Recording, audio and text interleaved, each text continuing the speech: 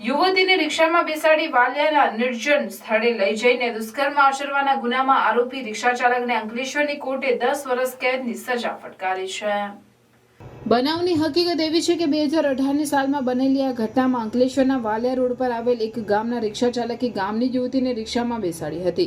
રિક્ષા ચાલક અને યુવતી રિક્ષા લઈને ગામમાંથી નીકળ્યા હતા। બાદમાં રિક્ષા ચાલક રિક્ષાને ગુજરાત ગાર્ડિયન કંપની નજીક અવાવરૂ જગ્યાએ લઈ ગયો હતો, જ્યાં તેની સાથે દુષ્કર્મ કરી ઈજાઓ પહોંચાડી હતી। એટલું જ નહીં, કોઈને કહેશે તો તેના મા બાપને મારી નાખવાની ધમકી આપી હતી, પરંતુ ભોગ બનનાર યુવતીએ વાલિયા પોલીસ સ્ટેશનમાં રિક્ષા ચાલક સામે ફરિયાદ નોંધાવી હતી। પોલીસે રિક્ષા ચાલક સોમા વસાવાની ધરપકડ કરી બનાવના સ્થળે તલસ્પર્શી તપાસ કરીને સાંયોગિક પુરાવા એકત્ર કરી કોર્ટમાં ચાર્જશીટ પણ દાખલ કરી હતી।